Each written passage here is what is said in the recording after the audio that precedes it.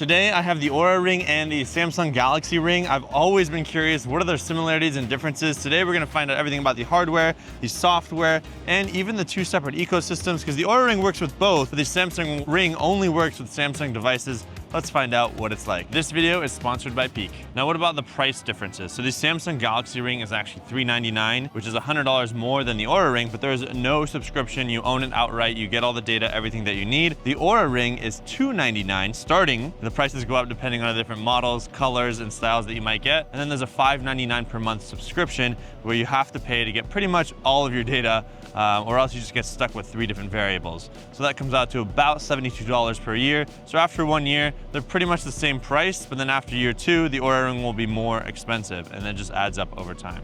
Now, when it comes to hardware, they have very, very similar designs. Super smooth round edges. They both have a notch on the bottom of the ring, so you know how you're supposed to wear the ring. They also both have 3 bumps that come off the bottom. One is round, one's more square, for where the heart rate and all the different sensors are at. And they both wirelessly charge on their wireless chargers, so they look very similar. There is a slight kind of like concaveness on the top of the Samsung Ring, whereas the Oura Ring, for this model at least, is round on the top and around the edges. These are both size 13, but the Samsung Ring just feels slightly smaller, like millimeters smaller. I mean, you can wear these both, you can get them wet, you can wash your hands with them, you can work out with them if they don't bother you. They look like they're almost the same exact ring. One of the things with the rings, they're so small that you lose them.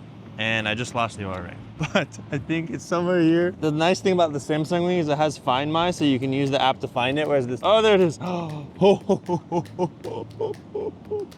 I've lost one Oura Ring. I left it in the shower at the gym. I leave it random places because I take it off, but you gotta be careful because it's so easy to lose these things. There is a way where you can see like the last location of your Oura Ring, but that's pretty much it, whereas the Samsung has this really nice feature where it's kind of like Find My on iPhone, where you can find your ring and you can make the lights light up. It makes it a little bit easier to find. Scratches, also scratches. I think one thing people don't talk about is if you grab barbells or certain things where they're very firm, you can get scratches on your ring. My Oura Ring does show wear and tear, so I wonder what's gonna happen with the Samsung Ring. I just need to wear it over time and kind of hold hard things and see what happens. Now, charging and battery life. So from a charging perspective experience, I love the Samsung charger because it's a case. I can toss this in my bag. This itself holds 6 cycles of charges, so I can just put the ring inside, boom. I can see how much charge the battery pack has as well as the ring.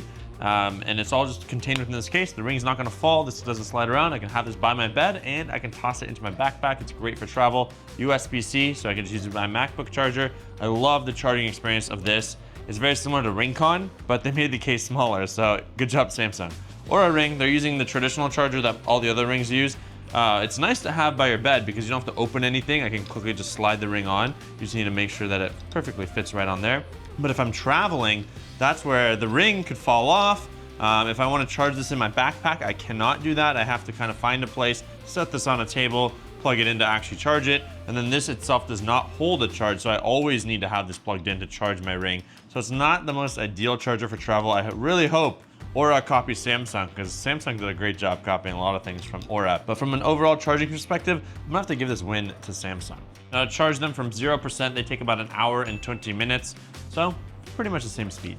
Now, when it comes to battery life, both of these tout in up to 7 days. And Samsung actually says, depending on the size of the ring, so if you have the 13 or one of the larger sizes, you're gonna have slightly better battery life because the ring is bigger, thus they're able to fit more of a battery. But the Oura Ring does say 2 to 7 days, just depends on usage. If you're running the active heart rate monitor, you could argue that the Samsung has up to 42 days of battery life because the charging case holds 6 charging cycles. So if you have up to 7 days times 6 charging cycles, you could argue it's 42 days, which is nice. You don't have to plug this in. I could travel for a month and go somewhere and not worry about plugging it in, whereas the Oura Ring, I do need to always be ready to go to plug it into power. How energized do I feel in the morning? These wearables will give you kind of like a readiness or an energy score in the morning, depending on how you slept that night. And one thing I've always struggled with is being energized and excited in the morning, and that's where a sponsor comes in, Peak. And you've probably seen me do videos where I try to quit caffeine for 7 days. I've been trying to wean off using too much coffee, and that's why I decided to partner with Peak and test drive their Nanduka, which is adaptogenic coffee alternative. So I've been replacing my midday coffee with Nanduka, and I love the taste. It uses cacao, which offers a little more sustained energy boost rather than a sudden increase and a crash like caffeine. Nanduka also has functional mushrooms and adaptogens for stress relief, which is a big plus for my lifestyle. Peak is also loved by health experts, people who I also look up to, like Dr. Peter Attia, Dr. Mark Hyman, and even Tim Ferriss. Nanduka is the best coffee alternative that I've come across that also tastes great. It's crafted from the purest ingredients sourced from around the world. Switching to Nanduka can help your body experience calm, sustained energy, focus, elevated mood, and activated metabolism. It comes in an easy-to-carry packet that dissolves in water and tastes just like a creamy, indulgent spice hot chocolate. They also use 30% cacao butter for better nutrient absorption. Try Peak and get up to 20% off, plus a free rechargeable frother and a glass beaker when you purchase exclusively at peaklife.com/Shervin. Now the energy versus readiness score, let's dive into the actual numbers. This is only one night. I'll do a more in-depth review if you want to see that. Let me know below. The Samsung Galaxy Ring, and I think potentially the watch as well. I don't know how the data is aggregated, but it gave me a 68. But the Oura Ring gave me a 91 for my readiness, which is optimal for the energy score. And I can kind of swipe down to see how they calculate it, and it says previous day activity needs attention. I didn't wear this device the entire day yesterday, so I'll do that for the entire week. Longer, just wear everything all day, every day. But I'll get my heart rate during the sleep, heart rate variability, my skin temperature throughout the sleep, and an entire graph from the moment I went to bed to the moment I woke up, which I think they use to define my energy score. And Oura is very similar. There are some things where they don't give you the entire night of data, they give you an average. But even just looking at like heart rate variability, it was 38 on Oura, 48 on the Samsung. My heart rate, average heart rate was 57 on Samsung and 53 on Oura. So the numbers are going to be slightly different. They're never going to be perfect, but maybe we can see some more trends as I measure this over a long period of time. But it's interesting to see how these can be drastically different. That's why I always say take all these kind of recommendations with a grain of salt. Now we'll talk more about the recommendations as well as the sleep scores. So let's head into bed together. I mean, it's kind of weird, but okay, let's just go. Welcome to my bedroom. Now that we're here together, let's look at the sleep scores. So the Samsung gave me a 96 and it has a little cool lion icon, whereas the Oura Ring gave me an 81 efficient. So a little lower on the Oura this time and higher on the Samsung. And it gives me kind of why my sleep scores were certain reasons, like the whole contributors of why that was. My sleep time was obviously shorter.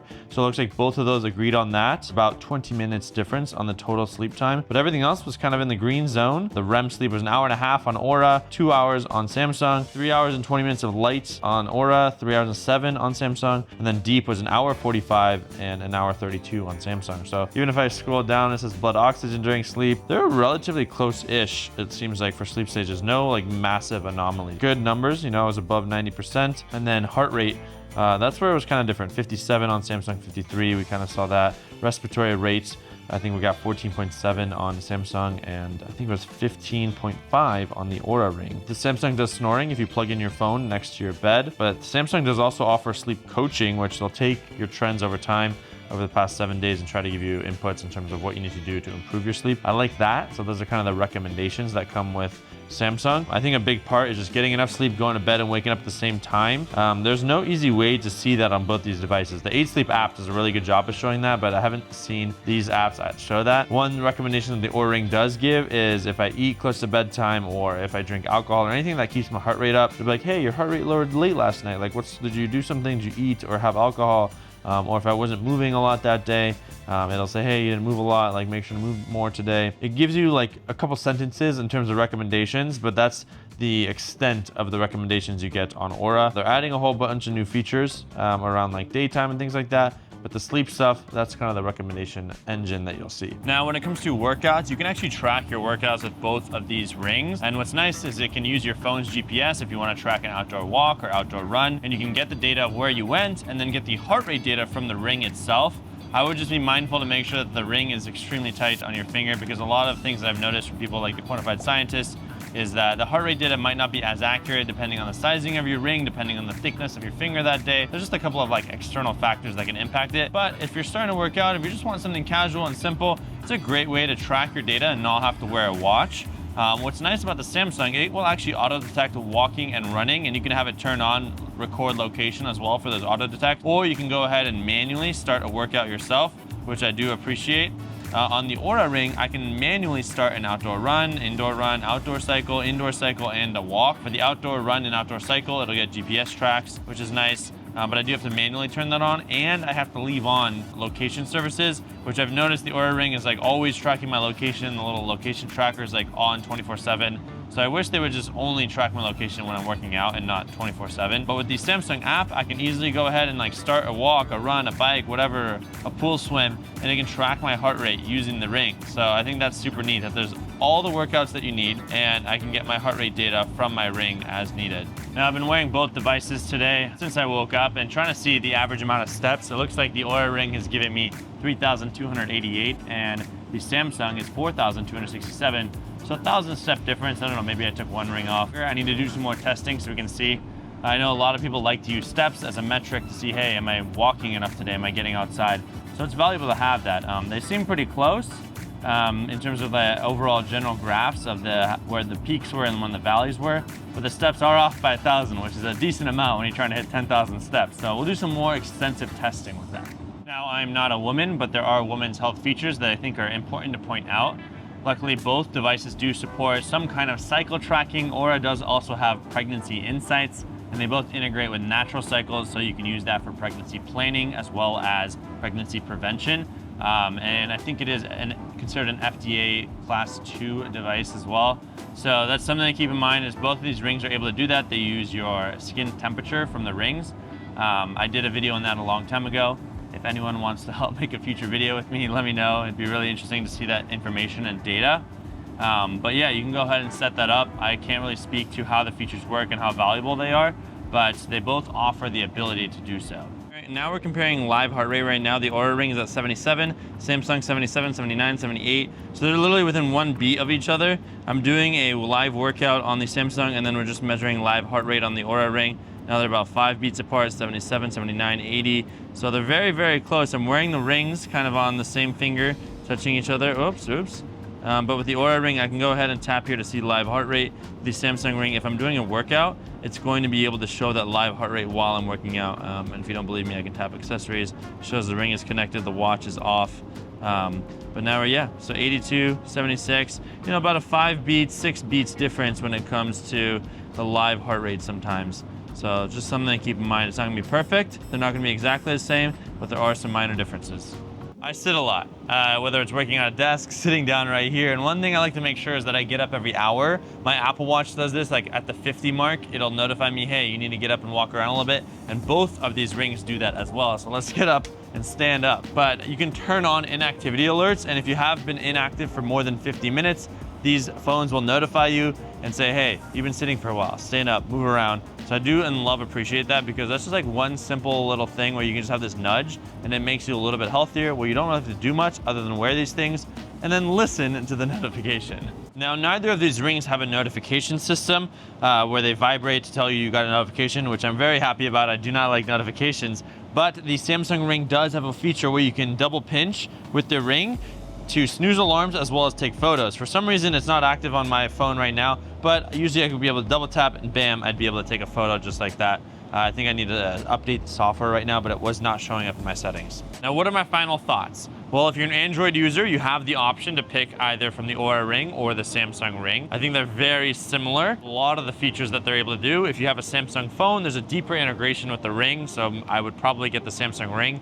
But if you're an iPhone user, you don't really have much of a choice. There are other rings out there which I've reviewed, but Oura Ring is the king and the #1 right now, so I would probably go with the Oura Ring. But if you have a Samsung device and you want those deeper integrated features, I would pick the Samsung, but I just love the app on the Oura Ring. And honestly, if I had to pick, I would go Oura Ring no matter what. Thank you, Peak, for sponsoring this video. We'll see you in the next one. Peace.